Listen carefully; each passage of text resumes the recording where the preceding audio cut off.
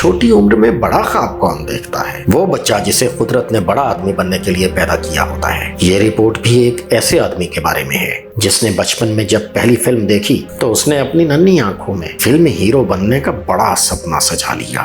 وہ کسی امیر گھرانے کا چشم و چراغ نہیں تھا، مگر اس کے اپنے وجود میں اتنی آگ تھی کہ جس کی روشنی سے وہ دور دور تک اجالا کر سکتا تھا، اور یہ بات وہ کچی عمر سے ہی جانتا تھا۔ جب وہ نوجوانی میں پہنچا تو دنیا بھی اس کی ذہانت، ہمت اور صلاحیت کو جاننے لگی۔ وہ کالج میں داخل ہوا تو اسٹوڈنٹ پالیٹکس کا ایک اہم حصہ اور پھر لیڈر بن گیا۔ اس کا سامنا جب انڈر ورلڈ سے ہوا تو لوہے کو کاٹنے کے لیے وہ خود بھی لوہا بلکہ اسٹیل بن گیا۔ ایک اسٹیج آئی کہ اسے جیل جانا پڑ گیا۔ دیکھنے والوں نے دیکھا کہ اس نے مردانہ وار جیل کاٹی۔ اس کی کم عمری کے باوجود جیل میں بھی اس کا توتی بولتا تھا۔ وہ رہا ہوا تو مین اسٹریم پالیٹکس کی طرف بڑھ گیا اور آسانی سے ناظم کے عہدہ تک پہنچ گیا۔ اس کا وہ بچپن کا خواب اس کے اندر مگر پوری آب و تاب سے زندہ تھا۔ اب وہ جوان اور باوسائل آدمی تھا۔ فلم انڈسٹری کا سنہرا در بھی اس کے لیے کھلا پڑا تھا۔ اس نے فلم پرچم سے اپنے فلمی کریئر کا آغاز کیا اور اپنی پہلی ہی فلم سے بطور ویلن اپنی اداکارانہ صلاحیت کا لوہا منوا لیا۔ اس کی دوسری فلم کمپنی تھی جس میں اس نے بطور ہیرو کام کیا اور جس کے ایک گانے کسمی کسمی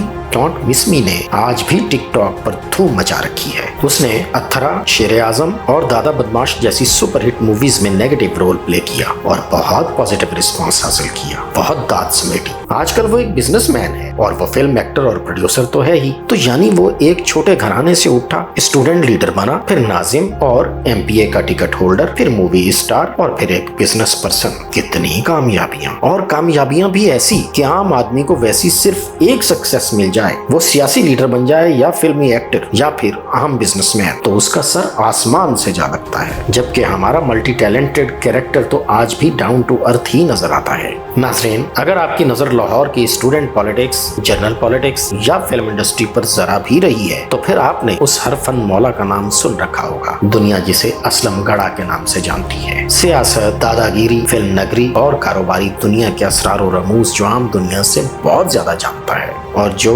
اپنی یادیں اب سب کے ساتھ شیئر کرنا چاہتا ہے، جس کے لیے ٹو دا پوائنٹ نے ویلاگ کی ایک سیریز شروع کی ہے۔ کیا ہے نا، اسلم گڑھا صاحب کی یادیں خالی باتیں نہیں ہوتی بلکہ ان میں سننے والوں کے لیے کئی قیمتی اسباق ہوتے ہیں۔ یہ خزانہ اب آپ کے ساتھ شیئر ہوتا رہے گا۔ اب ہم آپ کے اور اسلم گڑھا کے درمیان سے ہٹ جاتے ہیں اور جاتے ہوئے یہی کہتے جاتے ہیں کہ سب سے پہلے تو وہ آپ کو یہی بتا دیں کہ ان کا نام اسلم گڑھا کیوں پڑا۔ میں جس روز پیدا ہوا بہت تیز بارش ہو رہی تھی، یالہ باری ہو رہی تھی۔ اٹ واز ہیلنگ، یعنی جس وقت میں نے جنم لیا تو اولے پڑ رہے تھے۔ اولے کو پنجابی میں گڑھا بھی کہتے ہیں۔ بیٹا پیدا ہونے کی پورے گھر میں خوشی تھی۔ میری دادی اماں بہت خوش تھیں۔ انہوں نے میرے والد سے کہا کہ چھمیاں تیرے کار گڑھا پہ آئی۔ میرے ابا کا نام شمس الدین تھا، پیار سے انہیں چھما کہا جاتا تھا۔ جیسے میرا نام محمد اسلم پرویز ہے، لیکن لاڈ سے سب مجھے اسلم گڑھا کہنے لگے۔ آپ جانتے ہیں کہ جو نام بڑوں کا دیا ہوتا ہے وہ لحد تک چلتا ہے، سو یہ نام اس دن سے آج تک میرے ساتھ ہے۔ میرے رب نے مجھے اس نام سے بے حد عزت دی ہے۔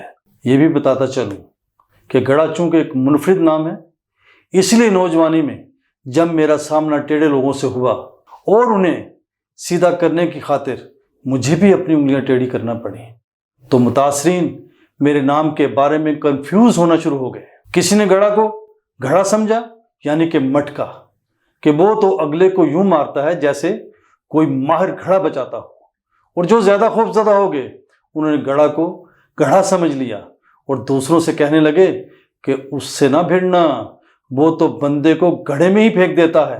حالانکہ دوستو، میں تو سادہ سا بندہ ہوں اور میرا سادہ سا نام ہے گڑھا، جس کے بارے میں آپ کو بتا ہی چکا ہوں۔ پنجابی زبان میں اولے کو گڑھا کہا جاتا ہے۔ ناظرین، آپ کا یہ دوست اسلم گڑھا آپ کے سامنے اب حاضر ہوتا رہے گا اور اپنی میموریز آپ کے ساتھ شیئر کرتا رہے گا۔ میں جو اگلا ولاگ کروں گا اس میں آپ کو ایک ایسے موضوع کے بارے میں حقائق سے آگاہ کروں گا جو آج کل ٹاک آف دا ٹاؤن ہے۔ امیر بالاج ٹیپو کا مرڈر۔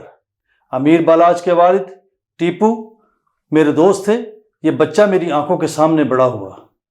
یہ بہت اچھا آدمی تھا۔ اس کے ساتھ جو ہوا بہت برا ہوا۔